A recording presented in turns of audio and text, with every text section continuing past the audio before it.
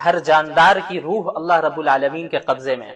اللہ تعالیٰ جس کو روح دینا چاہتا ہے اسے روح دیتا ہے، اور جس کی روح قبض کرنا چاہتا ہے اس کی روح اللہ تعالیٰ قبض کر لیتا ہے۔ یعنی جسے زندہ رکھنا چاہتا ہے اسے اللہ ہی ہے وہ ذات جو زندہ رکھتا ہے، رکھنے والی ذات اللہ کی ہے، اور اللہ ہی کی وہ ذات ہے جو کسی کو موت دیتی ہے۔ اسی طرح ایک انسان جب نیند کی حالت میں ہوتا ہے تب بھی ایک اعتبار سے اللہ تعالیٰ اس کی روح کو قبض کر لیتا ہے، اور پھر جب اسے بیدار کروانا ہوتا ہے تو اللہ اس کی روح کو واپس بھیج دیتا ہے۔ بہت سے ایسے ہوتے ہیں کہ نیند کی حالت میں ہی ان کی روح اللہ تعالیٰ واپس نہیں کرتا، لہٰذا ان کی موت ہو جاتی ہے۔ آیت نمبر 53 میں یہ ایک ایسی آیت ہے جو اللہ رب العالمین کی رحمت کی طرف اس میں اشارہ کیا گیا اور بتایا گیا کہ اللہ کی رحمت بہت وسیع ہے، یعنی ہر گناہ گار کے لیے اس میں اللہ رب العالمین کی رحمت سے یہ پیغام ہے ہر گنہگار کے لیے کہ وہ اللہ کی رحمت سے مایوس نہ ہو، چاہے کتنا بھی بڑا اس نے گناہ کر لیا ہو۔ قل یا عبادی الذین اسرفوا علی انفسہم لا تقنطوا من رحمت اللہ، آپ میرے بندوں سے کہہ دیجئے، ان بندوں سے جنہوں نے اپنی جانوں کے اوپر گناہ کر کر کے ظلم کیا، لا تقنطوا من رحمت اللہ، اللہ کی رحمت سے مایوس نہ ہونا۔ ان اللہ یغفر الذنوب جميعا، اللہ تعالیٰ تمام گناہوں کو معاف کر دیتا ہے۔ انہ هو الغفور الرحیم، اور یقیناً اللہ تعالیٰ معاف کرنے والا اور رحم کرنے والا ہے۔ بعض لوگ ایسے تھے جب اللہ کے نبی صلی اللہ علیہ وسلم نے انہیں اسلام کی دعوت دی تو انہوں نے اسلام کو پسند کیا، لیکن اللہ کے رسول صلی اللہ علیہ وسلم سے سوال کیا کہ یا رسول اللہ، یہ آپ کا دین تو بہت اچھا ہے لیکن ہم نے تو بہت سے گناہ کیے ہیں، کیا اس دین کو قبول کرنے کے بعد اللہ ہمارے گناہ کو معاف کرے گا، ہماری توبہ قبول ہوگی؟ یعنی جو زنا کیا ہے، ناحق چوری کی ہے، ناحق قتل کیا ہے، اور اس کے علاوہ جو ہے شراب پی ہے، وغیرہ وغیرہ بڑے چھوٹے گناہ کیے، تو اللہ تعالیٰ نے اس آیت کا نزول فرمایا کہ جتنا بھی بڑا گناہ ہو، یہاں تک کہ کفر اور شرک ہی کیوں نہ ہو، اگر اس دنیا میں انسان نے توبہ کر لی تو اللہ معاف کر دے گا۔ موت آ گئی کفر اور شرک کی حالت میں تو کفر اور شرک اللہ معاف نہیں کرنے والا، اس کے علاوہ اللہ چاہے جس کے چاہے اس کے گناہوں کو معاف کر دے۔ لیکن اس دنیا میں اگر بندہ توبہ کر لیتا ہے تو چاہے کتنا ہی بڑا گناہ ہو، چاہے زنا ہو، چوری ہو، ناحق قتل ہو، یا شراب ہو، یا دیگر گناہ ہو، اللہ تعالیٰ اسے ضرور معاف کرے گا۔ ہاں، جو لاز ہے اسلامی حکومت جو حدود نافذ کرے گی وہ الگ چیز ہے، لیکن یہاں مسئلہ توبہ کا ہے کہ ایک گنہگار بندہ اگر توبہ کر لیتا ہے سچے دل کے ساتھ، اخلاص کے ساتھ، اپنے گناہوں کو چھوڑ دیتا ہے، اسے ندامت بھی ہوتی ہے اور آئندہ کبھی نہیں کرنے کا اس وقت عزم کر لیتا ہے، ارادہ کر لیتا ہے، اللہ تمام گناہوں کو معاف کر دیتا ہے۔ اس کے بعد نفخ سور کا ذکر ہے، وَنُفِخَ فِي الصُّورِ، کہ جب قیامت کے لیے سور کو پھونکا جائے گا تو فَصَعِقَ مَن فِي السَّمَاوَاتِ وَمَن فِي الْأَرْضِ، زمین و آسمان میں جتنی مخلوقات ہوں گی سب گر جائیں گی، سب پر موت طاری ہو جائے گی، کیونکہ اب قیامت قائم ہو رہی ہے۔ تو حضرت جبریل، اسرافیل، میکائیل اور اسرائیل علیہ السلام، ان کے علاوہ سب پر موت طاری ہوگی، پھر اللہ تعالیٰ ان پر بھی موت طاری کر دے گا، صرف اللہ کی ذات زندہ رہے گی جیسے ہمیشہ سے تھی اور ہمیشہ اللہ کی ذات زندہ رہے گی۔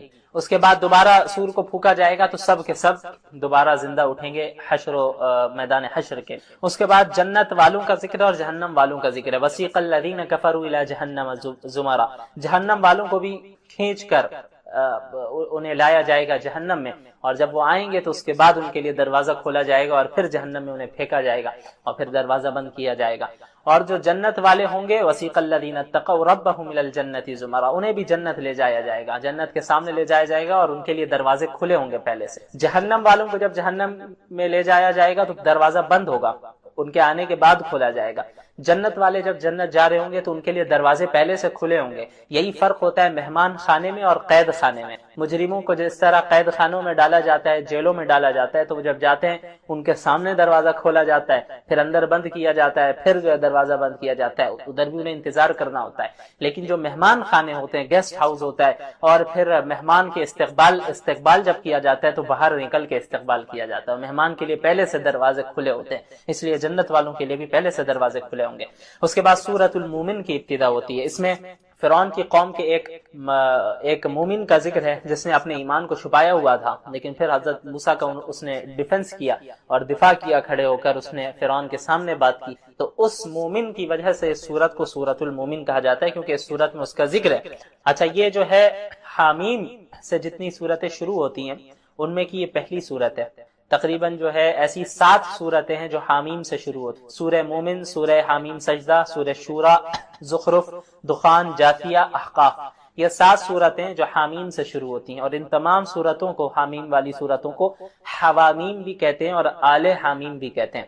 بہرحال یہ سورۃ المومن ہے، اس میں اللہ تعالیٰ نے پہلی اپنی صفات کا ذکر کیا۔ پہلے العزیز، العلیم، اللہ غالب ہے، علم والا ہے، غافر الذنب، اللہ گناہوں کو معاف کرنے والا ہے، قابل التوب، اللہ توبہ کو قبول کرنے والا ہے، شدید العقاب، لیکن اللہ سخت سزا بھی دینے والا ہے، ذی الطول، اللہ طاقت والا بھی ہے۔ اس کے بعد اس میں کفار کا ذکر ہے، آیت نمبر 10 میں ان الذین کفروا ینادون لمقت اللہ اکبر من مقتکم، جب جہنم والے جہنم میں جائیں گے تو اپنے آپ سے وہ بیزار ہو جائیں گے، اپنے آپ سے وہ نفرت کرنے لگیں گے کہ تم نے کیا کر دیا، تم نے دنیا میں کفر کیا، شرک کیا، تم نے توبہ نہیں کی، اللہ کے رسول کا راستہ اختیار نہیں۔ تو ان سے کہا جائے گا کہ جس طرح تم آج بیزاری اپنے آپ سے اختیار کر رہے ہو، بیزار ہو رہے ہو، تم جب دنیا میں تمہارے سامنے توحید کی دعوت پیش کی جاتی تھی اور تم اس کا انکار کرتے تھے تو اللہ اس سے زیادہ بیزار ہوتا تھا تم سے۔ اس کے بعد ان کی تمنا کا ذکر آیت نمبر 11 میں، قالوا ربنا امتنا اثنتين واحييتنا اثنتين فاعترفنا بذنوبنا فهل الى خروج من سبيل، یا اللہ آپ نے ہمیں 2 بار موت دی، 2 بار زندگی دی، ہم نے اپنے گناہوں کو تسلیم کر لیا ہے، تو کیا اب نکلنے کا کوئی راستہ ہے؟ تو ان سے کہا جائے گا ہرگز نہیں، اب نکلنے کا کوئی راستہ نہیں ہے، تم کفر اور شرک میں تمہاری موت ہوئی، اب ہمیشہ ہمیں جہنم میں رہنا ہے۔ 2 بار موت کا کیا مطلب ہے؟ انسان اس دنیا میں پیدائش سے پہلے وہ تھا ہی نہیں، وہ موت ہے، اور دوسری موت کون سی ہے؟ جب اس دنیا میں وہ پیدا ہونے کے بعد مرتا ہے تو وہ دوسری موت ہے۔ 2 زندگی کون سی ہے؟ کہ اس دنیا میں جب پیدا ہوتا ہے تو یہ پہلی زندگی ملتی ہے، اور دوسری زندگی آخرت میں دوبارہ اسے اٹھایا جائے گا، زندہ کیا جائے گا، وہ دوسری زندگی ہے۔ پھر حضرت موسیٰ کا ذکر شروع ہوتا ہے آیت نمبر 23 سے، وَلَقَدْ أَرْسَلْنَا مُوسَىٰ بِآيَاتِنَا وَسُلْطَانٍ مُبِينٍ، اللہ تعالیٰ نے حضرت موسیٰ کو کھلی ہوئی نشانیوں کے ساتھ حضرت موسیٰ کو بھیجا فرعون کے پاس، ہارون کے پاس، قارون کے پاس، کہ انہیں دعوت دے، لیکن ان سب نے ریجیکٹ کیا، اور فرعون نے یہ فیصلہ کیا کہ حضرت موسیٰ کے ماننے والے جتنے مرد ہیں ان کو قتل کیا جائے تاکہ ان کی نسل بھی نہ بڑھے اور ڈر سے وہ ایمان بھی نہ لائیں، اور عورتوں کو چھوڑا جائے، ان کو لونڈیا بنا لیا جائے، ان سے خدمت لی جائے۔ آیت نمبر 28 میں ذکر ہے اس مومن شخص کا جس نے فرعون کے سامنے بات کی کہ وقال رجل مومن، فرعون چاہتا تھا کہ حضرت موسیٰ علیہ السلام کو علیہ باللہ قتل کر دے، تو فرعون کے ہی خاندان کا ایک شخص تھا جو ایمان لا چکا تھا حضرت موسیٰ پر، لیکن اس نے ایمان کو اپنے ایمان کو چھپایا ہوا تھا۔ وہ کھڑا ہوتا ہے اور وہ کہتا ہے کہ تم ایک ایسے شخص کو قتل کرنا چاہتے ہو، رجلا یقول ربی اللہ، صرف اس بنیاد پر کہ اس نے یہ کہا کہ میرا رب ایک اللہ ہے، حالانکہ وہ تمہارے پاس کھلی ہوئی نشانیاں لے کے آ رہا ہے، تم ایسے شخص کو قتل کرو گے؟ اگر وہ جھوٹا ہے تو پھر اس کا جھوٹ اسی پر آنا ہے، اس کا وبال اسی پر آئے گا، لیکن اگر وہ سچا ہے تو پھر مجھے تو ڈر ہے کہ تمہیں عذاب آ جائے اللہ کی جانب سے، تم تو اس کی اطاعت کرو۔ اس کے بعد اللہ تعالیٰ نے آیت نمبر 51 میں فرمایا کہ انا لننصر رسلنا والذین آمنوا فی الحیات الدنیا ویوم یقوم الاشہاد، کہ یقیناً ہم اپنے رسولوں اور ایمان والوں کی اس دنیا میں بھی مدد کریں گے اور قیامت کے دن بھی مدد کریں گے۔ اللہ تعالیٰ ایمان والوں کی مدد فرماتا ہے جو دین پر قائم ہے، فتح و نصرت کے ذریعے، اور اگر اس دنیا میں شہید ہو جائے تو پھر اللہ تعالیٰ اسے بہترین اجر عطا کرتا ہے۔ تو ہر حال میں اس دنیا میں بھی اللہ کی مدد رہے گی اور آخرت میں بھی مدد رہے گی۔ اس کے بعد آیت 55 میں اللہ کے نبی صلی اللہ علیہ وسلم کو حکم دیا گیا، فصبر، آپ صبر سے کام لیں۔ پہلا حکم، ان وعد اللہ حق، اللہ کا حق، اللہ کا وعدہ سچا ہے، واستغفر لذنبک، اور آپ استغفار کریں، وسبح بحمد ربک بالعشی والابکار، اور صبح و شام اللہ کی تسبیح و تحمید بیان کریں۔ اب آپ دیکھیں آپ صلی اللہ علیہ وسلم اور تمام انبیاء معصوم ہیں، ہمارا عقیدہ ہے ان سے گناہ نہیں ہوتے، آپ صلی اللہ علیہ وسلم اور انبیاء علیہ السلام معصومین ہیں، وہ گناہ نہیں کر سکتے، لیکن اللہ تعالیٰ نے پھر بھی اللہ کے رسول کو استغفار کرنے کا حکم دیا۔ کیوں؟ تاکہ اس سے امت کو پیغام جائے کہ اللہ کے رسول صلی اللہ علیہ وسلم ایسے کاموں کے لیے بھی استغفار کر رہے ہیں جو کہ حقیقت میں گناہ نہیں ہے، تو جو معصوم نہیں ہے، ہم اور آپ جو دن رات گناہ کرتے ہیں، تو پھر ہمیں کتنا زیادہ استغفار کرنا چاہیے۔ اور اس کے علاوہ اللہ کی تسبیح بیان کرنے کا حکم ہے صبح و شام، اور صبر کرنے کا حکم ہے۔ اس کے بعد اللہ تعالیٰ نے اپنی نعمتوں کا ذکر کیا آیت نمبر 61 میں کہ اللہ الذی جعل لکم اللیل لتسکنوا فیہ والنہار مبصرا، کہ اللہ کی بہت سی نعمتیں، انہی میں سے ایک بہت بڑی نعمت دن اور رات کی نعمت ہے۔ دن میں انسان جو ہے روزی روٹی تلاش کرتا ہے، رات میں تھکا ہارا ہوتا ہے تو آرام کرتا ہے۔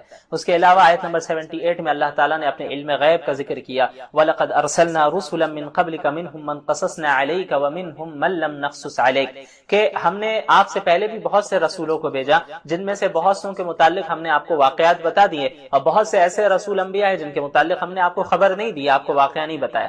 معلوم ہو آپ صلی اللہ علیہ وسلم کے پاس بھی علم غیب نہیں تھا، علم غیب صرف اللہ رب العالمین ہی کے پاس تھا۔ اور پھر ان قوموں کا ذکر ہے کہ یہ جو ہے مشرکین کا ذکر ہے کہ وہ فرمائشی معجزات کا مطالبہ کیا کرتے تھے، ایمان نہیں لاتے تھے، اور جو ہے اللہ رب العالمین کو چیلنج کرتے، رسول اللہ کو چیلنج کرتے کہ آپ جو ہے فلاں فلاں معجزہ لائیے. تو انبیاء کو بھی کہہ دیا گیا، اللہ کے رسول کو بھی کہہ دیا گیا، آپ کہہ دیجئے کہ یہ نشانی لانا، معجزہ لانا یہ میرے اختیار میں نہیں ہے، یہ تو اللہ رب العالمین جب چاہے گا تب اسے صادر فرمائے گا. اس کے بعد فلما جاءتهم رسلهم بالبينات، ان مشرکین قوموں کے پاس جب کھلی ہوئی نشانیاں آ جایا کرتی تھی اللہ رب العالمین، انبیاء علیہ الصلوۃ والسلام انہیں دعوت دیتے تھے، فرحوا بما عندهم من العلم، ان کے پاس جو دنیاوی علم ہوتا تھا، ان کے پاس جو دنیاوی فن ہوتا تھا، علم و فن ہوتا تھا، علم و ہنر تھا، اس پر وہ اترانے لگتے تھے کہ بھئی ہمارے پاس تو فلاں علم ہے، مجھے تو یہ فن آتا ہے، یہ بتائیں گے انبیاء ہمیں کیا کرنا ہے کیا نہیں. آج بھی ایسے لوگ ہیں، آج بھی ایسے لوگ ہیں کہ کہتے ہیں کہ بھئی یہ علماء، یہ مولوی صاحب ہمیں بتائیں گے کہ ہمیں زندگی کیسی گزارنی ہے، ہم نے تو یہ علم سیکھا ہے، ہم تو اتنے ایجوکیٹڈ ہیں، ہمارے پاس تو یہ، ہمارے پاس تو وہ ہے، ہمیں ان کی ضرورت نہیں ہے. تو اس طرح ہر زمانے میں رہے، انبیاء کا مذاق اڑائے، علماء کا مذاق اڑائے، اہل علم کا مذاق اڑائے. اللہ نے فرمایا فحاق بهم ما كانوا به يستهزئون، جس چیز کا وہ مذاق اڑاتے تھے اسی چیز نے انہیں گھیر لیا. اللہ کے عذاب کا مذاق اڑاتے تھے، اللہ کو چیلنج کرتے تھے، پھر ان پر عذاب آیا، اور جب عذاب آنے لگا تو عذاب دیکھنے کے بعد توبہ کرنے لگے کہ بھئی اب ہم ایمان لاتے ہیں. تو اللہ نے فرمایا کہ آج عذاب دیکھنے کے بعد اب کوئی جو ہے توبہ قبول نہیں ہونے والی. اللہ کا نظام ہے، ایک تو یہ کہ حالت غرغرہ سے پہلے توبہ کر لے تو توبہ قبول ہے. عام موت جب ہوتی ہے حالت غرغرہ سے پہلے، اب روح نکلنے والی، اس سے پہلے توبہ کر لے تو توبہ قبول ہے. حالت غرغرہ کے بعد آنے کے بعد اب توبہ قبول نہیں ہے. اس کے علاوہ ٹھیک اسی طرح جب اللہ کا عذاب آ رہا ہوتا ہے تو عذاب کو دیکھ لینے کے بعد اب کوئی توبہ قبول نہیں ہوتی. فرعون نے بھی توبہ کی تھی جب ڈوب رہا تھا وہ، لیکن وہ توبہ اللہ نے قبول نہیں کی. کیوں؟ کیونکہ اس نے عذاب کو دیکھ لیا. تو عذاب کو دیکھنے سے پہلے اگر توبہ کر لیتا ہے بندہ تب تو وہ توبہ قبول ہے. اس کے علاوہ سورہ حامیم سجدہ کی ابتدا ہوتی ہے، حامیم تنزیل من الرحمن الرحیم. اس میں ہوا یہ کہ کفار مکہ کی طرف سے آپ صلی اللہ علیہ وسلم کو پیشکش کی گئی. ابو الولید عتبہ بن ربیعہ نامی ایک شخص آپ صلی اللہ علیہ وسلم کے پاس آیا. اس نے کہا کہ دیکھیں آپ کو حکومت چاہیے، ہم آپ کو حکومت دے دیں گے. آپ کو مال و دولت چاہیے، ہم قریش مال و دولت جمع کریں گے، آپ کو دے دیں گے.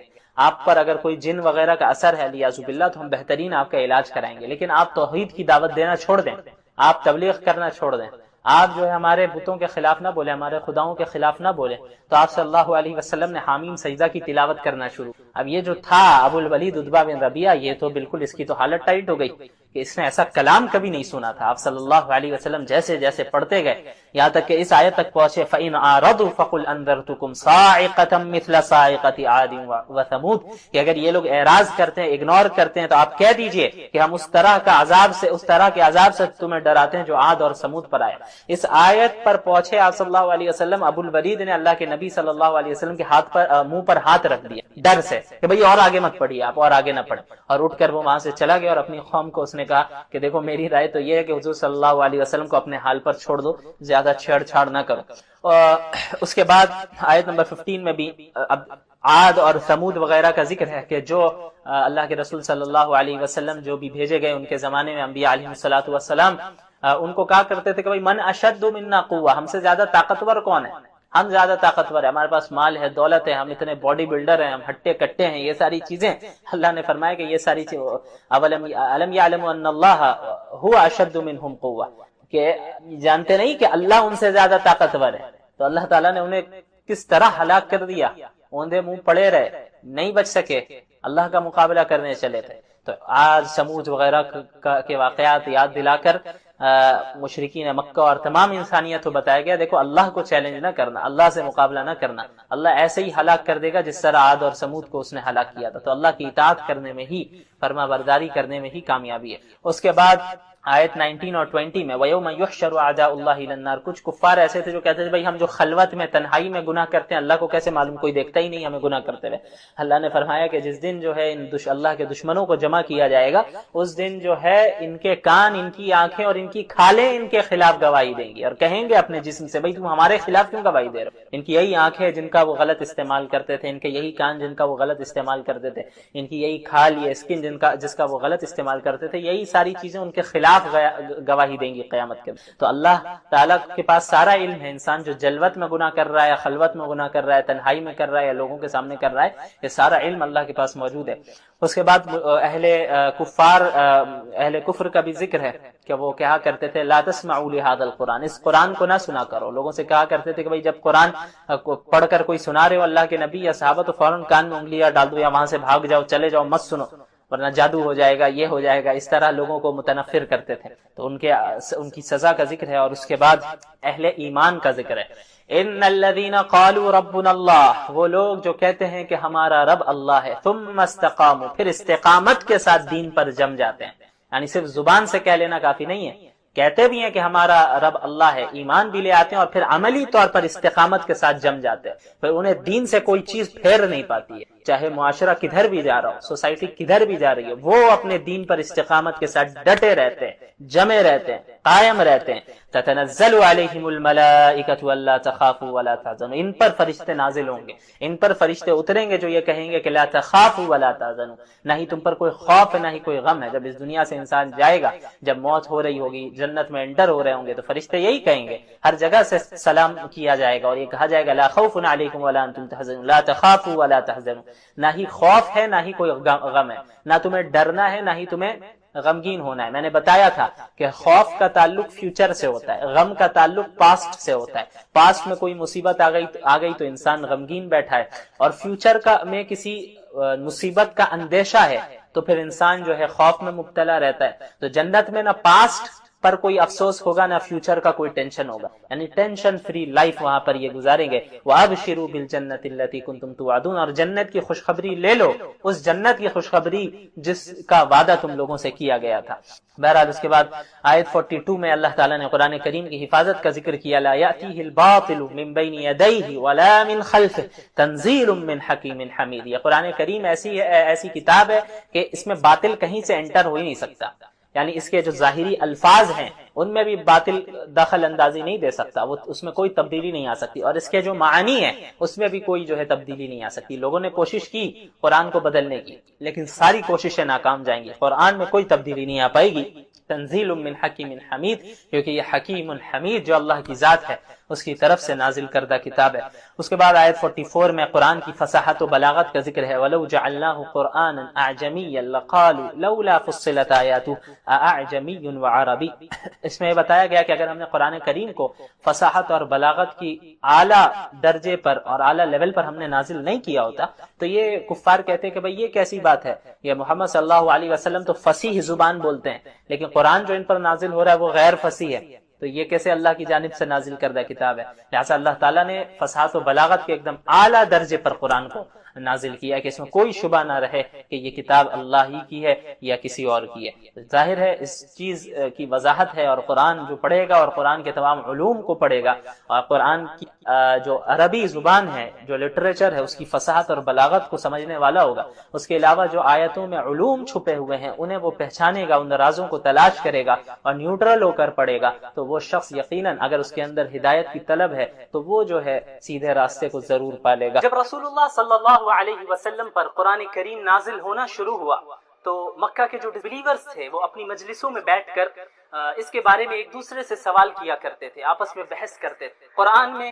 بڑی اہمیت کے ساتھ قیامت کو مینشن کیا گیا ہے، اور مکہ کے جو ڈسبلیورز تھے ان کے نزدیک قیامت ایک امپاسبل چیز، وہ قیامت پر یقین نہیں رکھتے تھے. تو قیامت کے تعلق سے ان کی مجلسوں میں بہت زیادہ سوالات ہوتے، کوئی قیامت کا انکار کرتا، کوئی اسے سچ سمجھتا، آپس میں بہت بحث ہو. تو اسی حال کو اللہ نے ان کے اس حال کو اس سورت کے شروع میں بیان کیا اور فرمایا عما یتساءلون، کہ یہ لوگ آپس میں کس کے بارے میں سوال کر رہے ہیں، عن النبأ العظیم، بڑی خبر کے بارے میں، اور وہ بڑی خبر ہے قیامت کا قائم ہونا، مرنے کے بعد لوگوں کا دوبارہ زندہ ہونا.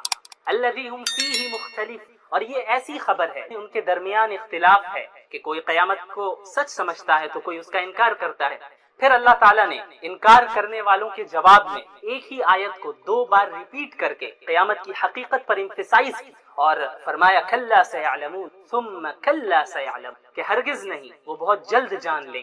آپس میں ان کا بحث کرنا، ایک دوسرے سے سوال کرنا، قیامت کا انکار کرنا، اس کی کوئی گنجائش نہیں. قیامت کی حقیقت تو واضح ہو کر رہے گی، ان کے سامنے کلیئر ہو کر رہے گی، جب انہیں موت آئے گی تو وہ جان لیں گے، وہ دیکھ لیں گے کہ قیامت سچ۔ اسلام کے بنیادی عقائد ہیں ان پر زور دیا جاتا ہے، مثلا توحید ہے، رسالت ہے، آخرت ہے، ان چیزوں پر زیادہ زور دیا گیا۔ اور پھر انبیاء علیہ السلام کا تذکرہ کر کے جو منکرین رسالت ہیں، جنہوں نے انبیاء کو جھٹلایا ہے، ان کی تردید کی گئی، اور اللہ کے رسول صلی اللہ علیہ وسلم کو تسلی دی گئی اتنے انبیاء کے واقعات بتا کر کہ آپ اکیلے نہیں ہیں جنہیں جھٹلایا جا رہا ہے، بلکہ آپ سے پہلے بھی انبیاء علیہ السلام کو جھٹلایا گیا جس طرح آپ کو جھٹلایا جا رہا ہے۔ تو یہ جو تھے ایک اعتراض مشرکین مکہ یہ بھی کرتے تھے کہ هل هذا الا بشركم افتأتون السحر وانتم تبصرون، اس میں یہ کہتے تھے کہ بھائی اللہ کے نبی اگر یہ نبی ہیں تو انسان کیسے ہے، انسان نبی کیسے ہو سکتا ہے؟ تو اللہ تعالیٰ نے اس کی بھی تردید کی اور فرمایا وما ارسلنا قبلك الا رجالا کہ ہم نے آپ سے پہلے بھی جتنے انبیاء کو بھیجا ہے، جن پر بھی ہم نے وحی نازل کی، وہ مرد ہی تھے، انسانی تھے، انسانوں میں سے ہی ہم نے بھیجا ہے۔ اور اس کے بعد اللہ تعالیٰ نے یہ بھی فرمایا فَاسْأَلُوا أَهْلَ الذِّكْرِ إِن كُنتُمْ لَا تَعْلَمُونَ کہ تم اہل علم سے پوچھو اگر تمہارے پاس علم نہیں۔ تو معلوم ہوا کہ لوگوں کی دو قسم ہیں، ایک قسم وہ ہے جو غیر علماء جن کے پاس علم نہیں ہوتا، اور دوسری قسم وہ ہے جو اہل علم کی، جو علماء ہے جن کے پاس علم ہوتا ہے۔ تو جو غیر اہل علم ہے، جو غیر علماء ہے، جن کے پاس علم نہیں ہے، اللہ نے انہیں حکم دیا ہے کہ علماء سے سوال کیا کرو، علماء سے پوچھا کرو۔ آیت نمبر 22 میں اللہ تعالیٰ نے اپنے واحد ہونے کی، ایک خدا ہونے کی عقلی دلیل دی ہے اور فرمایا لو کان فیہما آلہۃ الا اللہ لفسدتا کہ اگر اس زمین و آسمان میں اللہ کے سوا یا اللہ کے ساتھ اور بھی کوئی خدا ہوتا، اس زمین و آسمان میں اللہ رب العالمین کے ساتھ اور بھی کوئی خدا ہوتا، یعنی اگر ایک سے زائد خدا ہوتے لفسدتا تو یہ زمین و آسمان کا پورا سسٹم درہم برہم ہو جائے۔ ظاہر ہے ایک خدا چاہتا کہ اس طریقے سے ہو، دوسرا چاہتا کہ دوسرے طریقے سے ہو، تیسرا چاہتا تیسرے طریقے سے، خداؤں کی ہی درمیان ایسی لڑائی ہو جاتی کہ یہ پورا جو سسٹم ہے کائنات کا یہ ختم ہو، درہم برہم ہو جاتا۔ لیکن ہم دیکھتے ہیں کہ زمین و آسمان کا سسٹم درہم برہم نہیں ہو رہا ہے بلکہ اتنے پرفیکشن کے ساتھ چل رہا ہے۔ تو یہ خود اس بات کی دلیل ہے کہ اللہ رب العالمین چلا رہا ہے اور ایک ہے اللہ رب العالمین، ایک سے زائد خدا نہیں ہو سکتا، اللہ ایک ہی ہے جو پوری کائنات کو چلا رہا ہے۔ اس کے بعد آیت نمبر 35 میں اللہ تعالیٰ نے فرمایا کل نفس ذائقۃ الموت۔ ہوتا یہ تھا کہ مشرکین مکہ ایک دوسرے سے کہا کرتے تھے اور لوگوں سے بھی کہتے تھے کہ ہم علیہ باللہ محمد صلی اللہ علیہ وسلم کے موت کے منتظر ہیں کہ جب ان کی موت ہو جائے گی تو ہم خوشیاں منائیں گے، علیہ باللہ وہ کہتے تھے۔ تو اللہ کے نبی صلی اللہ علیہ وسلم کے متعلق جب انہوں نے یہ باتیں کہی تو اللہ تعالیٰ نے اس آیت کا نزول فرمایا اور فرمایا کل نفس ذائقۃ الموت، یعنی ہر نفس کو موت کا مزہ چکھنا ہے۔ یعنی جب اگر آپ صلی اللہ علیہ وسلم کی وفات ہونی ہے یقیناً، لیکن یہ مشرکین تھوڑی بچ جائیں گے، تمہیں بھی تو مرنا ہے۔ جو تم مذاق اڑا رہے ہو رسول اللہ کا، تم مسلمانوں کا مذاق اڑا رہے ہو، تو آخر تمہیں بھی تو مرنا ہے۔ وَنَبْلُوكُمْ بِالشَّرِّ وَالْخَيْرِ فِتْنَةً اور ہم خیر اور شر سے تمہیں آزمائیں گے۔ وَإِلَيْنَا تُرْجَعُونَ اور تمہیں ہماری طرف لوٹ کر واپس آنا ہے۔ بہرحال اس کے بعد اللہ تعالیٰ نے آیت نمبر 47 میں اعمال کے وزن کرنے اور تولنے کا ذکر فرمایا وَنَضَعُ الْمَوَازِينَ الْقِسْطَ لِيَوْمِ الْقِيَامَةِ فَلَا تُظْلَمُ نَفْسٌ شَيْئًا کہ انصاف کا ترازو اس دن قائم کیا جائے گا، انصاف کے ساتھ اعمال کو وزن کیا جائے گا، اور اس دن کسی بھی جان پر ظلم نہیں کیا جائے گا، جس نے جتنا جو کیا ہے اس کے مطابق اس کو جزا و سزا ملنی ہے، ایکسٹرا کسی کو سزا نہیں دی جائے گی۔ اس کے بعد آیت نمبر 51 سے اللہ تعالیٰ نے حضرت ابراہیم علیہ السلام کا قصہ بیان کیا۔ آپ صلی اللہ علیہ حضرت ابراہیم علیہ السلام کو اللہ تعالیٰ نے کس طرح ہدایت دی اور وہ اللہ کی ہدایت اور رشد پر قائم تھے، اور اپنی قوم جو کہ بت پرست قوم تھی اس کو انہوں نے توحید کی دعوت دی، اپنے باپ کو توحید کی دعوت دی، لیکن ان کے باپ جو تھے حضرت ابراہیم کے آزر، وہ بتوں کو بنایا کرتے تھے اور بتوں کو بیچا کرتے تھے۔ تو حضرت ابراہیم علیہ السلام نے اپنی قوم کو بھی دعوت دی، اپنے والد کو بھی دعوت دی، لیکن سب نے ان کی دعوت کو ریجیکٹ کیا۔ ایک دن یہ ہوا کہ حضرت ابراہیم علیہ السلام کی جو قوم تھی وہ ان کی کوئی عید تھی، تو اپنے میلے میں وہ لوگ سارے چلے گئے، حضرت ابراہیم سے بھی کہا چلنے کے لیے لیکن یہ نہیں گئے۔ تو جب پوری قوم چلی گئی میلے میں تو حضرت ابراہیم بت خانے میں داخل ہوتے ہیں اور جتنے بت ہوتے ہیں سب کو توڑ کر وہ کلہاڑی جو ان بتوں میں جو سب سے بڑا ہوتا ہے اس کے کندھے پر رکھ دیتے ہیں۔ اور چلے جاتے ہیں. وہاں سے پوری قوم آتی ہے. اچھا میں یہاں پہ یہ بتا دوں آپ کو کہ یہ پیغام یہ جو میں بتا رہا ہوں اس واقعے کو بتانے کا ہرگز یہ مقصد نہیں ہے کہ مسلمان بھی یہ کام کرنے لگ جائے کہ مندروں میں داخل ہو کے کو توڑے. نہیں، یہ شرعاً جائز نہیں ہے کہ آپ کسی بھی عبادت گاہ کو نقصان پہنچائے، خصوصاً ایسی جگہ پر جہاں پر آپ کا غیر مسلموں کے ساتھ معاہدہ ہے. جیسے کہ ہم اس ملک میں رہتے ہیں تو ہمارا یہاں پہ معاہدہ ہے، ہر مذہب کے لوگوں کے سب کو ایکول رائٹس ملنا ہے اور کوئی کسی کو تکلیف نہیں پہنچائے گا. تو معاہدے کی خلاف ورزی کرنا یہ بالکل شرعاً جائز نہیں ہے. یہاں تک کہ صحابہ کرام بھی جب نئی نئی جگہوں کی وہ انہیں فتوحات حاصل ہوتی تو ان جگہوں پہ جاتے ہی وہ دوسروں کی عبادت گاہوں کو نہیں توڑتے، بلکہ وہ غیر مسلمین بھی جو کہ اسلامی حکومت میں رہتے تھے ذمہ بن کر، انہیں یہ حق دیا جاتا تھا اسلامی حکومت کی طرف سے کہ آپ کی بھی حفاظت کی جائے گی، آپ کی جان کی بھی حفاظت کی جائے گی، آپ کے مال کی بھی حفاظت کی جائے گی، اور آپ کے عبادت گاہوں کی بھی حفاظت کی جائے گی، اور آپ کو اپنے مذہب پر چلنے کی اجازت رہے گی. کوئی زور زبردستی آپ کو مسلمان نہیں بنائے. یہ میں نے بیچ میں اس لیے کہہ دیا کیونکہ کیا ہوتا ہے کہ بھئی کوئی بھی کسی بھی ویڈیو کو بیچ سے کراپ کر کے اب یہ بتانے لگ جائے کہ بھئی مفتی شمائل صاحب یہ تعلیم دے رہے ہیں کہ بتوں کو توڑا جائے مندروں میں گھس کر. ایسا نہیں ہے. ہم تو الحمدللہ ایسے آرگنائزیشن سے تعلق نہیں رکھتے ہیں جو یہ علل اعلان کہتے ہیں جو لوگ کہ بھئی ہم ساری مسجدوں کو ڈھا دیں گے، ہم مسلمانوں کو قتل کر دیں گے اور اس ملک سے نکال دیں گے، انہیں ذلیل و رسوا کریں گے، ان کی آذانیں بند کروا دیں گے. تو ہمارا تعلق ایسے ایکسٹریمسٹ گروپ سے نہیں ہے. ہم تو مسلم ہیں، اور مسلم وہ ہوتا ہے جو لوگوں کی ہدایت کی فکر کرتا ہے. تو ہاں ہم یہ تو علل اعلان کہیں گے کہ بھئی جو لوگ بتوں کی عبادت کر رہے ہیں غلط کر رہے ہیں. آپ اگر بتوں کی عبادت کر رہے ہیں آپ گمراہی میں.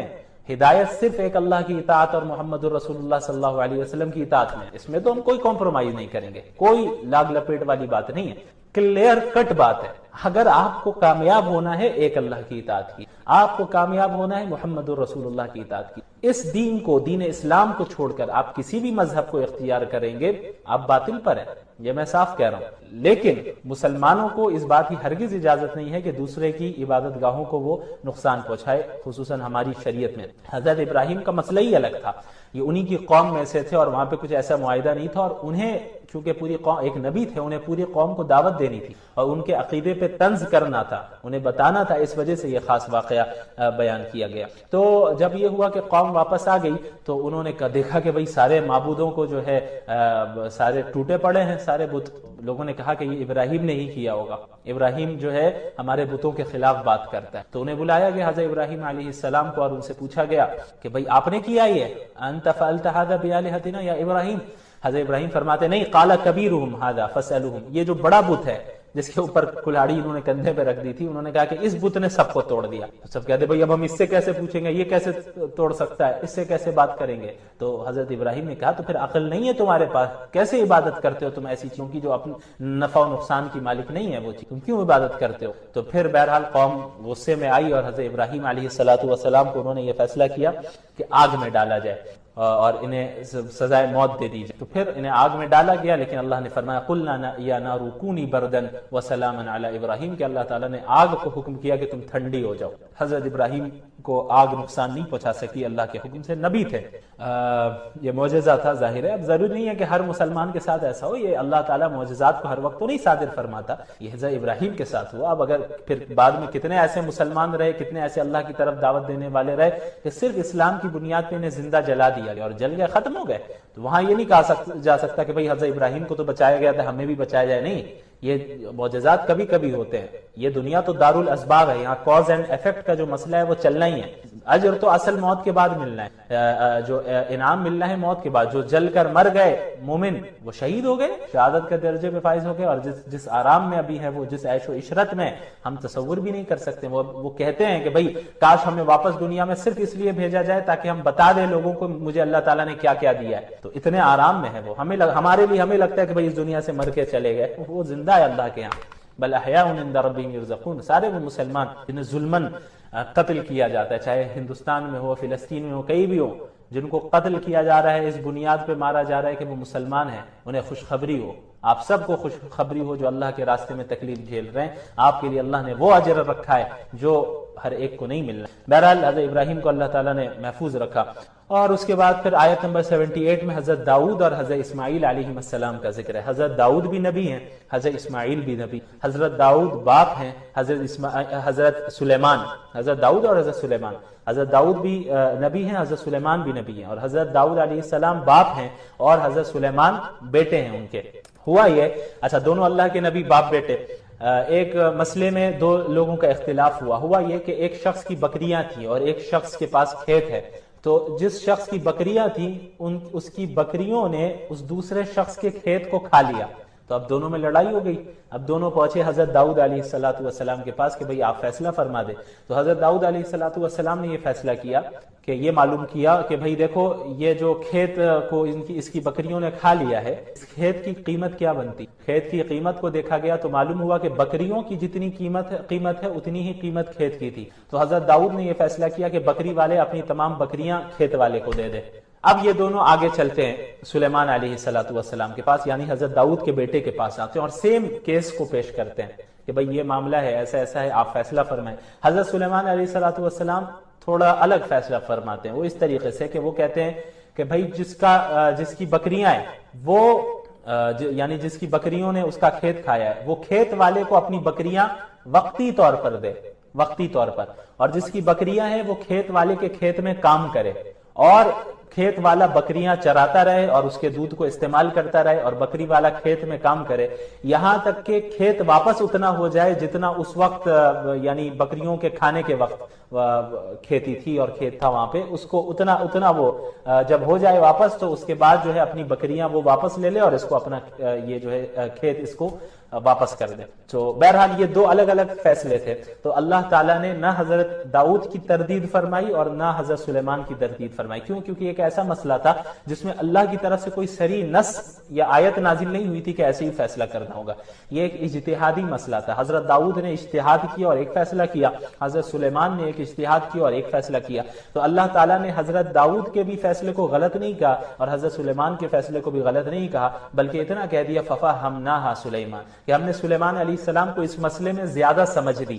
یعنی حضرت سلیمان علیہ السلام کے فیصلے کو اللہ تعالیٰ نے پسند فرمایا کہ یہ زیادہ صحیح ہے، لیکن حضرت داؤد کے فیصلے کو غلط نہیں کہا کیونکہ اجتہادی مسئلہ ہے. اسی طرح معلوم ہوا کہ ایسے مسائل جس میں کوئی نص صریح موجود نہ ہو، صریح حدیث یا صریح آیت موجود نہ ہو، تو وہ اجتہاد والا مسئلہ ہوتا ہے جہاں پہ علماء اجتہاد کریں گے. تو اجتہادی مسائل میں جب دو نبی کے درمیان اختلاف ہو سکتا ہے تو اجتہادی مسائل میں علماء اور فقہا کے درمیان بھی اختلاف ہو سکتا ہے. تو جس طرح اللہ نے حضرت داؤد اور حضرت اسماعیل حضرت سلیمان میں سے دونوں میں سے کسی کو بھی غلط نہیں کہا، بلکہ یہ کہا کہ بھئی ہاں سلیمان علیہ السلام کی جو رائے ہے یہ بہتر ہے، ہم نے انہیں زیادہ سمجھ. تو اسی طرح فقہا کے درمیان کسی ایک مسئلے میں اختلاف ہو جائے کہ ایک کی رائے ہے ایک کی رائے ہے، وہ ایسا مسئلہ ہو جس میں اجتہاد کیا جائے گا، جس میں نص صریح موجود نہیں ہو، تو وہ عیب کی بات نہیں ہے، بلکہ فقہا اور علماء اجتہاد کریں گے تو ظاہر اختلاف ہو سکتا ہے اور یہ کوئی خلاف شریعت بات نہیں ہے. اگر خلاف شریعت بات ہوتی تو اللہ تعالیٰ یہاں پر حضرت داؤد کو غلط کہہ دیتے، لیکن ایسا نہیں کہا اللہ نے. اس کے بعد حضرت ایوب کا ذکر علیہ السلام، وَأَيُّوبَ إِذْ نَادَىٰ رَبَّهُ. حضرت ایوب علیہ السلام بھی بہت سی آزمائشوں سے گزرے، ان کا سارا ساز و سامان، گھر بار، اولاد سب ختم ہو گئے اور خود بڑی بیماری میں مبتلا تھے، لیکن اللہ تعالیٰ نے ان کو ایک نیک اہلیہ بھی دی، ان کی خدمت کر دی تھی. اور پھر ایک وقت آیا کہ تمام آزمائشیں ختم ہوئی اور اللہ تعالیٰ نے انہیں بہت نوازا. اس کے بعد حضرت یونس علیہ السلام کا ذکر ہے آیت نمبر 87 میں، وَذَنُّونِ إِذْ ذَهَبَ مُغَاضِبًا فظن ان لن نقدر عليه فنادى في الظلمات ان لا اله الا انت سبحانك انی كنت من الظالمین. حضرت یونس علیہ السلام کی قوم بھی شرک کیا کرتی تھی، انہوں نے انہیں دعوت دی اسلام کی طرف، توحید. جبکہ ہماری زندگی کا اصل مقصد کیا ہے؟ اللہ کی عبادت کرنا. اللہ نے ہر وقت نمازیں فرض نہیں کی کہ دن میں 24 گھنٹے ہیں تو 24 گھنٹے کے ہر منٹ نماز پڑھنا ضروری ہے. اللہ چاہتا تو کرتا اور اس کا حق تھا کہ وہ کرے، لیکن اس نے بندوں کا لحاظ رکھا، بندوں کے تقاضوں کا لحاظ رکھا، انسانی فطرت کا خیال رکھا، اور اللہ رب العالمین نے بالواسطہ عبادتیں بھی دے دی اور بلا واسطہ عبادتیں بھی دے دی کہ تمہاری پوری زندگی در حقیقت اللہ کے احکامات کے مطابق گزرنی چاہیے، تم کامیاب ہو جاؤ گے. یہ جو ہم نے کانسیپٹ بنایا ہے دین اور دنیا دو الگ الگ چیزیں. یہ دین جب نماز پڑھو تو دین، جب بازار میں تجارت کرو تو دنیا، جب اسکول اور کالج جاؤ تو دنیا، جب مسجد میں آ جاؤ تو پھر دین. یہ کانسیپٹ در حقیقت غلط ہے اور اس کانسیپٹ نے امت کو بہت نقصان پہنچایا. اور یہی وہ کانسیپٹ ہے جس کے نتیجے میں ہمارے درمیان ایک بہت بڑا خلا پیدا ہوا ہے. ماڈرن ایجوکیشن کو حاصل کرنے والے جو ہمارے ینگسٹرز ہیں، یوتھ ہیں، آپ دیکھیں، اور دوسری طرف علماء کرام ہیں، ان کے درمیان کتنا بڑا گیپ ہے کہ نہیں ہے؟ یہ دین اور دنیا کے کانسیپٹ الگ الگ، دین اور دنیا کو الگ الگ کرنے کا نتیجہ ہے کہ انہوں نے یہ سمجھا کہ بھائی ان کی جو زندگی ہے، ان کے جو پریکٹیکل چیلنجز ہیں وہ الگ ہیں، ان کی زبان الگ، ان کی اصطلاحات الگ، ان کا طریقہ کار الگ. دوسری طرف علماء کرام جنہوں نے دینی علم حاصل کیا، لیکن وہ دنیا کے موجودہ سارے علماء کی بات نہیں کر رہا، ظاہر ہے بڑے بڑے علماء موجود ہیں الحمدللہ جو امت کی رہنمائی فرما رہے ہیں اور نوجوانوں کے مسائل کو حل کر رہے ہیں. لیکن ایک بڑا طبقہ یہ دیکھا جا رہا ہے کہ ایسا ہے مدارس میں بھی اور کالج یونیورسٹی میں بھی جو ایک دوسرے کے ساتھ کولیبوریٹ نہیں کر پا رہے ہیں خیر کے کام. یہ جب ان کے پاس آ رہے ہیں انہیں بددین سمجھ رہے ہیں، وہ ان کے پاس جا رہے ہیں تو انہیں بیکورڈ سمجھ رہے ہیں. یہ ان کے چیلنجز کو نہیں سمجھ پا رہے ہیں، یہ ان کے اصطلاحات اور ان کے مقام و مرتبے کو نہیں سمجھ پا رہے ہیں. نتیجہ کیا نکل رہا ہے؟ یہ خلا ہے، یہ گیپ. یہ دین اور دنیا کو الگ الگ کرنے کا نتیجہ ہے، جبکہ یہ دین آیا تھا اسی دنیا میں نافذ کرنے کے لیے. یہ دین کوئی الگ سے چند رسموں کا نام نہیں ہے، یہ دین تو دراصل دستور حیات ہے، زندگی کا دستور ہے، زندگی کا طریقہ ہے. ہم علم کیسے حاصل کریں یہ دین بتاتا ہے، ہم اپنی جوانی کیسے گزارے یہ دین بتاتا ہے، ہم شادی کیسے کریں یہ دین بتاتا ہے، شادی کے بعد کی زندگی کیسے گزاریں یہ دین بتاتا ہے، ہم تجارت کیسے کریں یہ بھی دین بتاتا ہے، ہم ملازمت کیسے کریں یہ بھی دین بتاتا ہے. تو شریعت اسلامیہ تو زندگی کے ہر شعبے کا احاطہ کی ہوئی ہے. ہم نے اس کو چند عبادتوں کے ساتھ خاص کیا. ہم نے سمجھا کہ صرف نماز روزوں کا نام جو ہے اور مسواک کر لینے کا نام دین ہے. یقیناً یہ دین کا حصہ ہے اور بہت بڑا حصہ ہے، لیکن کامل اور مکمل دین کا مطالبہ قرآن کریم کرتا ہے. یا ایھا الذین آمنوا ادخلوا فی السلم کافہ، اے وہ لوگ جو ایمان لے آئے پورے کے پورے اسلام میں داخل ہو جاؤ، کامل اسلام میں داخل ہو جاؤ. یہ نہیں کہ جب چاہا تب دین پہ عمل کر لیا اور جب چاہا تب دنیا اور معاشرے کے سٹینڈرڈز کے مطابق عمل کرنے لگ جائیں. یہ مطالبہ کیا کرتا ہے؟ یہ دین قرآن کریم کیا مطالبہ کرتا ہے؟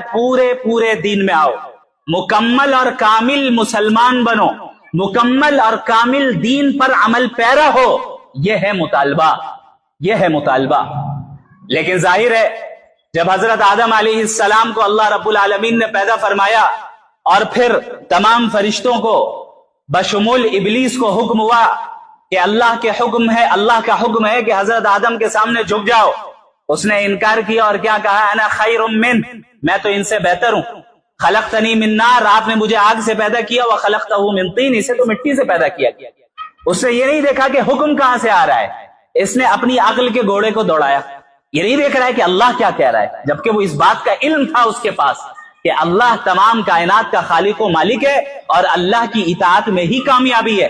لیکن اس نے محض اپنی انا کے نتیجے میں اللہ کے حکم کا انکار کیا. نتیجہ کیا نکلا؟ قال فاخرج منها فانك رجیم، جاؤ اب جنت سے نکل جاؤ، جنت سے نکل جاؤ، آج سے تم مردود ٹھہرے. قرآن کریم کہتا ہے آج سے تم مردود ٹھہرے. شیطان، اللہ رب العالمین اس وقت کتنا ناراض ہیں، اس کے باوجود اللہ سے کہہ رہا ہے انظرنی الی یوم یبعثون، بس قیامت تک مجھے مہلت دے دیجئے، قیامت تک. شیطان بھی جانتا تھا کہ اللہ رب العالمین اگرچہ اللہ پر غضب کی صفت غالب ہے، تب بھی وہ انسان کی دعاؤں کو قبول فرماتے ہیں اور مخلوق کی دعاؤں کو قبول فرماتے ہیں، رد نہیں کرتے ہیں، رد نہیں کرتے ہیں. اس نے کہا انظرنی الی یوم یبعثون، بس قیامت تک مجھے مہلت دیجئے. میں کیا کروں گا؟ لأغوینہم اجمعین، آدم اور آدم کی اولاد کو سیدھے راستے سے ہٹا کر رہوں گا. چیلنج، یہ نہیں کہا کہ میں ہٹاؤں گا، کہا لأغوینہم اجمعین. جو عربی جانتے ہیں وہ اس اسلوب سے واقف ہے. لأغوینہم اجمعین، ضرور بالضرور ان کو سیدھے راستے سے ہٹا کر رہوں گا. یہ چیلنج کسے کر رہا ہے؟ وہ اللہ کو کر رہا ہے، اللہ کو کہہ رہا ہے میں کر کے رہوں گا. اب آپ دیکھیں، آپ نے مجھے نکال دیا، یہ تھا کبر، تکبر. جب انسان کے اندر تکبر آ جائے نا، وہ اپنے خالق کو بھی بھلا بیٹھتا ہے. فرعون کے ساتھ کیا ہوا؟ اقتدار اور حکومت کا نشہ اس پر ایسا سوار ہوا کہ اس نے اپنے آپ کو رب ڈکلیئر کیا کہ انا ربکم الاعلی، میں تمہارا سب سے بڑا رب. یہ کبر کا نتیجہ ہوتا ہے کہ انسان اسی دنیا میں اپنے آپ کو وہ کچھ سمجھنے لگ جاتا ہے جو وہ ہے نہیں، وہ کچھ سمجھنے لگ جاتا ہے جو وہ ہے نہیں. اور کبر کا نتیجہ ہوتا ہے کہ انسان بسا اوقات اللہ کے حکموں کا صریح طور پہ انکار کر بیٹھتا ہے اور انکار کر کے وہ کفر میں مبتلا ہو جاتا ہے. اور اللہ نے فرما دیا کہ جہنم کے تعلق سے کہ وَبِئْسَ مَثْوًى لِلْمُتَكَبِّرِينَ، جہنم تکبر والوں کے لیے کتنا برا ٹھکانہ ہے، کتنا برا ٹھکانہ ہے. کبر، میں کچھ ہوں، آئی ایم سم تھنگ، مجھے کچھ آ گیا ہے، میں دوسروں سے بہتر ہوں، دوسرا سامنے والا مجھ سے حقیر ہے، میرے سامنے حقیر ہے. اب یہ کبر چاہے دنیا کے راستے سے آئے یا دین کے راستے سے آئے برابر ہے. دنیا کے راستے سے آنے کا مطلب میں اتنا مالدار ہوں، یہ غریب مجھے کیا بتائے گا، میرے پاس فلاں عہدہ اور فلاں منصب ہے، یہ کیا بتائے گا، میری اتنی عزت اور اتنی شہرت ہے، یہ کیا بتائے گا، یہ میرے سامنے کھڑا ہوگا، یہ میرے ساتھ بیٹھے گا. دین کے اعتبار سے میں تو تہجد گزار ہوں، یہ پینٹ شرٹ پہننے والا کیا بتائے گا. یہ بھی مزاج ہمارے ہیں، یہ بھی مزاج ہمارے ہیں. میں تو تہجد گزار ہوں، یہ بے نمازی مجھے کیا بتائے گا. یہ ہے کبر دین کے راستے سے. شیطان نے جب اللہ رب العالمین کو چیلنج کیا اور کہا لَأُغْوِيَنَّهُمْ أَجْمَعِينَ، تمام کے تمام آپ کے بندوں کو میں گمراہ کر کے رہوں گا. اور یہ بھی بیان کیا جو کہ سورہ الف لام میم صاد والی جو سورت ہے، جب آپ اس کو پڑھیں گے سورہ اعراف، اس میں آپ ان آیتوں کا بھی اضافہ دیکھیں گے جہاں اللہ رب العالمین نے شیطان کے اس قول کو نقل کیا کہ میں اس آدم یا اور اس آدم کی اولاد کے آگے سے، پیچھے سے، دائیں سے، بائیں سے، ہر جگہ سے میں اس پر حملہ کروں گا اور اسے اپنے ٹریپ میں پھنساؤں گا، اپنے جال میں پھنساؤں گا. اللہ نے کیا فرمایا؟ جاؤ جو کرنا ہے کر لو، لیکن الا عبادک منہم المخلصین. شیطان خود اعتراف کر رہا ہے کہ میں گمراہ کروں گا، لیکن چند مخصوص بندے ہیں جن پر میری چلے گی نہیں، چند مخصوص بندے ہیں جن پر میری چل نہیں سکے گی. اللہ نے بھی فرما دیا کہ جاؤ میں تمہیں اختیار دے رہا ہوں قیامت تک کے لیے، تمہیں موت نہیں آئے گی، جو کرنا ہے کرو، اور جس پر تمہیں کنٹرول حاصل کرنا ہے کوشش کر لو، کر تو لوگے لیکن میرے نیک اور اصلاح کرنے والے بندوں کو گمراہ نہیں کر سکتے. اللہ رب العالمین نے بیان فرمایا. اب جس دن حضرت آدم کے سامنے شیطان نے جھکنے سے منع کیا اور اللہ رب العالمین کے سامنے یہ چیلنج کیا اور یہ باتیں بیان فرمائی، یہ باتیں بیان کی، شیطان نے اس دن سے نئے نئے الگ الگ حربے اور طریقے اختیار کیے انسانوں کو گمراہ کرنے کے لیے. ہر زمانے میں کوئی نیا شوشہ، کوئی نیا فتنہ وہ اٹھاتا اور بڑے ہی دلکش نعروں کے ساتھ اٹھاتا تاکہ لوگ شرک میں مبتلا ہو جائیں، کفر میں مبتلا ہو جائیں، اللہ کی نافرمانی میں مبتلا ہو جائیں اور اللہ کی اطاعت سے انحراف کرنے لگ جائیں، دین سے پھر جائیں. شیطان نے کوششیں کی ہر زمانے میں، اور اللہ رب العالمین نے ہر زمانے میں اپنی جانب سے نبی کو بھیجا. ایک طرف شیطان کوشش کر رہا ہے بندوں کو گمراہ کرنا ہے، دوسری طرف انبیاء کی کوشش ہے کہ بندوں کو ہدایت پر لانا ہے، بندوں کو ہدایت پر لانا ہے. تمام انبیاء علیہ الصلوۃ والسلام بشمول محمد الرسول اللہ صلی اللہ علیہ وسلم خاتم النبیین اس دنیا میں بھیجے ہی اس لیے گئے تاکہ تمام انسانوں کو گمراہی سے نکال کر اللہ کی اطاعت میں لگا دے اور اللہ کی غلامی میں لگا دے. اب یہ دو طاقتیں ہیں، شیطانی طاقت اور انبیائی طاقت، یا یوں کہیں کہ شیطانی طاقت اور رحمانی طاقت، اور ان دونوں طاقتوں کے درمیان ہمیشہ سے کانفلکٹ جاری ہے، کشمکش جاری ہے. بظاہر ایسے حالات تاریخ میں بھی گزرے جہاں ایسا محسوس ہوا کہ شیطانی طاقتوں کو مکمل غلبہ حاصل ہونے والا ہے. اب شاید یہ رحمانی طاقت اور انبیائی طاقت شکست کھا جائے. حالات ایسے سنگین ہوئے، ایسے سخت سے سخت فتنے وجود میں آئے، ایسی سخت سے سخت آزمائشیں وجود میں آئیں کہ محسوس ہونے لگا کہ اب یہ دین حنیف جو ہے، جو صحیح دین ہے اللہ رب العالمین کا، وہ مغلوب ہو رہا ہے. لیکن اللہ رب العالمین نے ہر زمانے میں ایسے افراد کو کھڑا کیا جنہوں نے اپنے اپنے زمانے کے فتنوں کو کچل کر رکھ دیا. آپ پوری اسلامی تاریخ کو اٹھا کر دیکھ لیں، آپ کو یہ ساری چیزیں نظر آ جائیں گی. ہم اور آپ جس زمانے میں رہ رہے ہیں، اس زمانے میں بھی شیطانی طاقتیں بڑے زور و شور کے ساتھ کام کر رہی ہیں، اور مقصد کیا ہے؟ آپ کو آپ کے صحیح عقیدے سے ہٹا دینا، آپ کو آپ کے صحیح فکر سے ہٹا دینا، آپ کو اللہ کے نبی اور انبیاء کے راستے سے ہٹا دینا، آپ کو سلف صالحین کے راستے سے ہٹا دینا، آپ کو رجال اللہ اور اہل اللہ کے راستے سے ہٹا دینا، یہ مقصد ہے۔ کیوں؟ کیونکہ اس نے یہ چیلنج دیا ہے کہ ہمیں انہیں گمراہ کرنا ہے، اس کی وجہ سے میں جہنم میں جا رہا ہوں، چونکہ میں نے اس کے سامنے میں جھکا نہیں، لہٰذا یہ سبب بنا، حالانکہ وہ اپنی گمراہی کا خود سبب ہے، خود وجہ ہے، اس نے یہ عزم کر لیا کہ اب تو گمراہ کرنا ہے۔ اب آپ موجودہ زمانے کے فتنوں کو اگر پاسٹ کے فتنوں کے ساتھ کمپیئر کرنے جائیں تو بظاہر ایسا ہی محسوس ہوتا ہے کہ اس زمانے کے فتنے زیادہ خطرناک ہیں، اور نبی کریم صلی اللہ علیہ وسلم کی احادیث سے بھی اس کا ثبوت ملتا ہے۔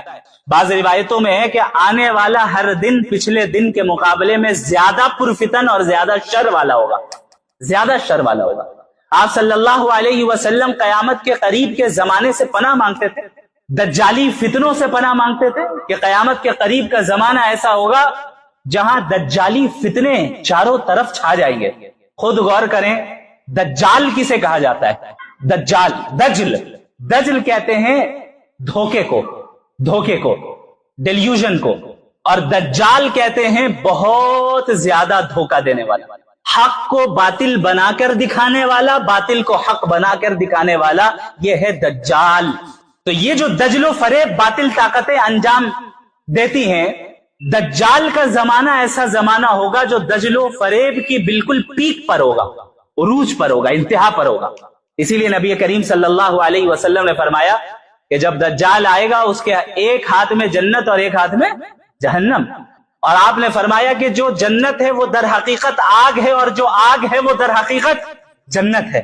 یعنی صحیح کو غلط، غلط کو صحیح، بینیفیشیل چیز کو نقصان دہ بنا کر دکھانا اور نقصان دہ چیز کو بینیفیشیل بنا کر دکھانا۔ اب آپ بتائیے، جس زمانے میں ہم اور آپ رہ رہے ہیں جہاں مغربی تہذیب اور ویسٹرن سویلائزیشن کو اور ویسٹرن آئیڈیالوجیز کو پورا غلبہ حاصل ہے، کیا آج باطل افکار اور باطل آئیڈیالوجیز کو حق بنا کر دکھایا جا رہا ہے کہ نہیں دکھایا جا رہا ہے؟ باطل افکار کو اب تو ہیومن رائٹس قرار دے دیا گیا کہ بھائی ایک انسان ہے، ایک مرد ہے، ایک عورت ہے، زنا کرنا چاہے اپنے کنسنٹ سے کر رہے ہیں، اپنی رضامندی سے کر رہے ہیں، جائز ہے، اس کا رائٹ ہے، لیگل ہے، کوئی اس کو روک نہیں سکتا۔ آپ کون ہوتے ہیں روکنے والے؟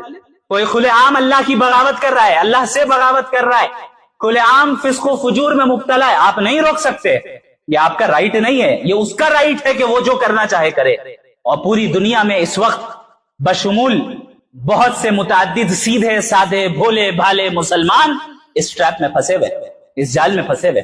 مغربی تہذیب اپنی آئیڈیالوجیز کے ذریعے در حقیقت ہمارے ایمان کو کھوکھلا کر رہی ہے، ہمارے عقائد کو کھوکھلا کر رہی ہے، ہمیں لبرلزم کی طرف لے جا رہی ہے۔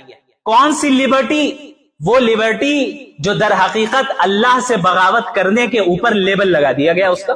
اب آپ شراب کی بوتل پہ زمزم لکھ دیں یا زمزم کا لیبل لگا دیں اور لکھ دیں الحرمین الشریفین، تو وہ پانی، وہ بوتل زمزم تھوڑی ہوگا، وہ شراب ہی رہے گی۔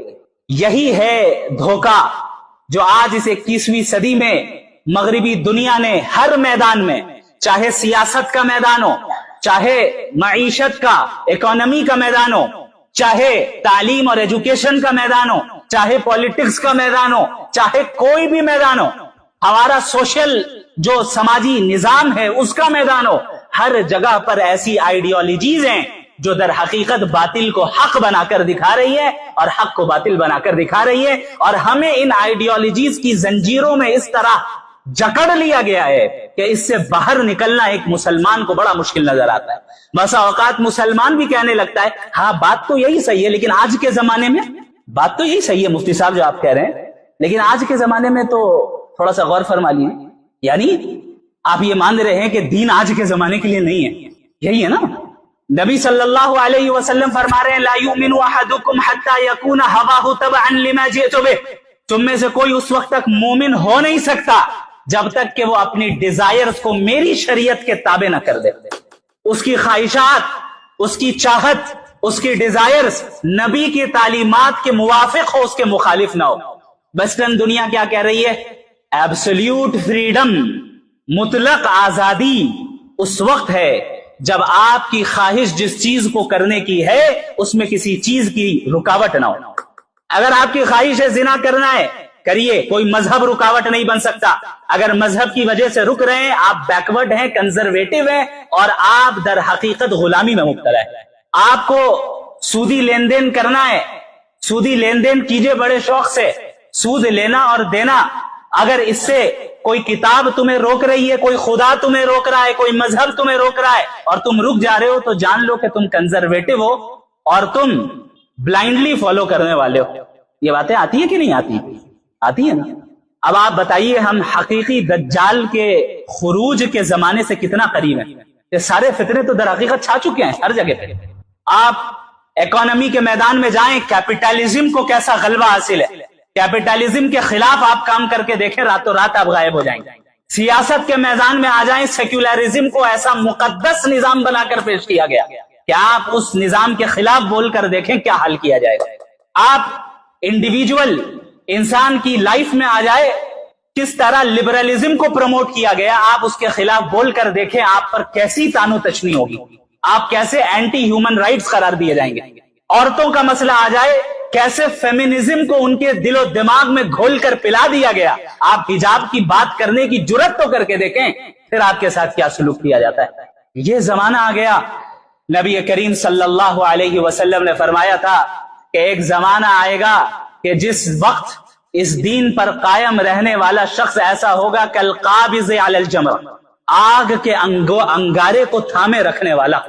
اب آپ آگ کے انگارے کو ہاتھ میں کتنے ہی سیکنڈ رکھ سکتے ہیں؟ رکھنا ہے، مضبوطی سے پکڑیں. تکلیف ہو رہی ہے لیکن جھیل رہے ہیں. ایسا زمانہ آئے گا کہ جب دین پر عمل کرنا آگ کے انگارے کو تھامے رکھنے کے مقابلے میں ہوگا، اور اس جیسا ہوگا. ہم اسی زمانے میں آتے جا رہے ہیں میرے بھائی. اور اس وقت یاد رکھیں، چاروں طرف سے اس بات کی کوشش ہے کہ نوجوان لڑکے اور لڑکیوں کو ایمان سے دور کرو. اسی لیے ایسے ایسے ڈاؤٹس اور شبہات کریٹ کیے جاتے ہیں کہ آپ مذہب کے تعلق سے، بالخصوص اسلام کے تعلق سے تذبذب میں پڑ جائیں، ڈاؤٹ میں پڑ جائیں. بھائی ایسا کیوں ہے، ویسا کیوں ہے، یہ بات تو صحیح نہیں ہے، یہ بات تو غلط ہے. اب آپ جج کیسے کر رہے ہیں، کیسے آپ حکم بن رہے ہیں؟ دنیا کے بنائے ہوئے اپنے اسٹینڈرڈز کو حکم بنا رہے ہیں، اس سے آپ طے کر رہے ہیں. وحی الہی کو، ریویلیشن آف اللہ کو ہم جج کر رہے ہیں اپنی محدود عقل سے.